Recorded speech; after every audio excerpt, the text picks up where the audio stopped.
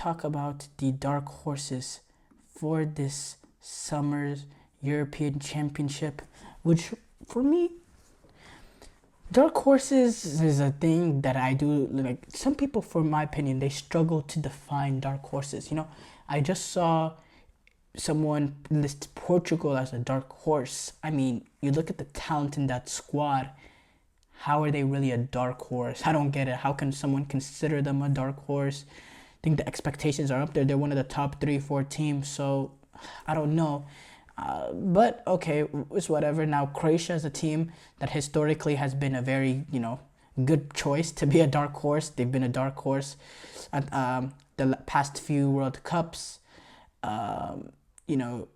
In what they have accomplished in 2022 and 2018. Not the best Euros for them in 2021, but in general, they've been a good choice. Okay, they reached the quarterfinals at the European Championship, so let's not say they disappointed, but the last European Championship, the major dark horse, according to a lot of people, was Turkey, and they went on to fail everybody spectacularly. So, now Croatia, again, that could always be a dark horse because they still have plenty of talent. According to odds, they have a 40-1 chance to win the tournament, which is really a strong, very, really ridiculous number for a team that just finished third place at the FIFA World Cup. Ended up losing to the eventual World Cup champions, and they defeated the likes of Brazil on the way there.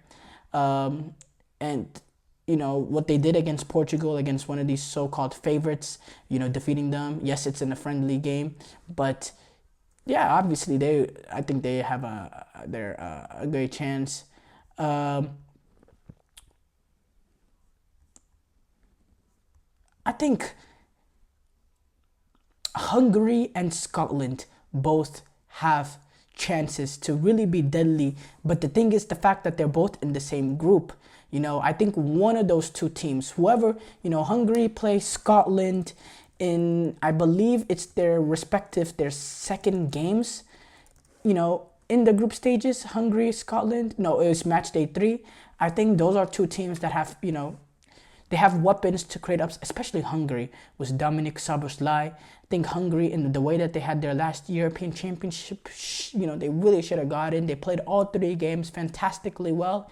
They're a very talented team. They're coached well by Italian coach Rossi. Now, a Scotland team led by the Tartan Army, the fans, the presence that they'll have, the passion, and their defensive ability to stay compact, the way they're well managed by Steve Clark. I think these are both teams that are very, very managed well. And a Scotland team, the question of Scotland team is, can they get the goals? Can they get the goals? If they can get the goals, Scotland could be, deadly, and so can Hungary. In my opinion, Austria, major dark horse. They are playing amazing football under Ralf Rangnick that doesn't get the respect he quite deserves because of the way it ended, or not the way it ended, but the way it began and ended. Really a short stint at him at United. But there's some ballers in Austria in terms of the way that they play, the style of play, their ability to win the ball high up the pitch and to immediately get the ball in dangerous areas because of the energy levels, because of the desire, the work rate, everyone, putting in a shift, everyone being bought into the system, the Ralf Rangnick way of high pressing, gegen pressing, not relying on creativity, but rather relying on just winning the ball in dangerous areas, and that being the form of creating chances, and their high line and their ability to suffocate people, to win the ball back in midfield, not being afraid to press against the better teams. I think we're going to see that from the opening game against France. I think they're going to go in there. They're going to try to suffocate them. Now, that could lead to problems whenever you're playing against Mbappe and Dembele in transition. But, I think this is an Austria team that, for me, you cannot sleep on them. They're not going to win the European Championship, but I think they have a chance to, make a run. Now, they have suffered a few injuries, including their talisman in David Alaba, but still, in my opinion, they are a killer team and a huge chance to go, to go far. Now Turkey is a team that, again, I'm reluctant to put them in this, not just because of what happened at the last European Championship, but I saw them play against Austria and they lost 6-1, and they were pretty outclassed in that game in terms of losing the ball a lot in bad areas and getting completely suffocated by Austria. But they did finish in the European Championship ahead of Croatia in qualifying, which is a very good accomplishment. And they play some very, very good football since hiring Vincenzo Montella as their head coach. And, they have a guy like Hakan Çalhanoğlu, who's experienced. They also got the young talent in Arda Güler from Real Madrid, who could be due for a potential breakout tournament after a good season, a good debut season for himself at Real Madrid. And they're also a team that, last European Championship, they weren't experienced much. And this season now, with the experience that they gain, don't sleep on them. Now, defensively, Mehdi Demiral, good center back, but next to him was Ozan Kabak. That was the center back partnership that we were kind of see, but Kabak is out of the European Championship, and it's very disappointing because he had a very good season at Hoffenheim.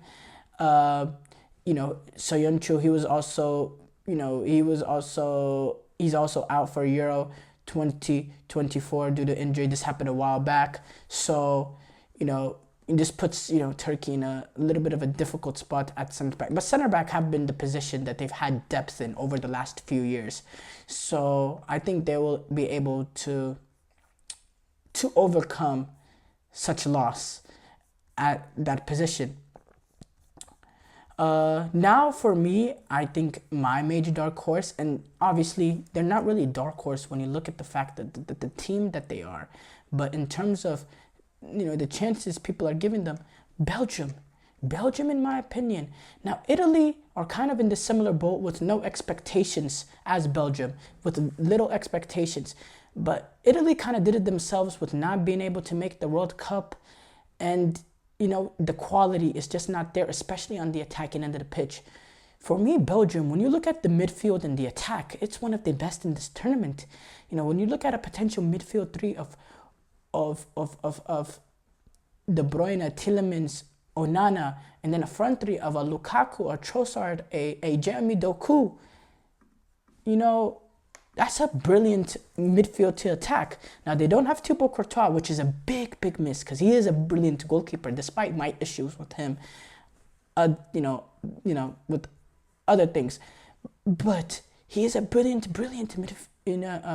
goalkeeper, and they will miss him. But this midfield, and, fullbacks, you have a guy like Timothy Castagne. They have the versatility, the Belgians do, of being able to switch from a back five to a back four. They can do both. They have the quality in players to play both systems. And the way that they've looked under Domenico Tedesco, this is I think this is the start of the next generation, and I would not sleep on them to make a run at this European Championship. Now, I consider them dark horses because nobody has them as a top 4, top 5 team to win it. But I think they have a very, very good chance to make a final appearance, especially if the draw open up for them. Now, and look, if they were to play a team like an England, in the knockout stages, I could barely see them pull off an upset against England easily. I could see them compete with a team like Spain, France, Germany. Absolutely. Absolutely. So for me, this is a team that deserves a little bit more respect. But yeah, those are my dark horses for the Summer Euros.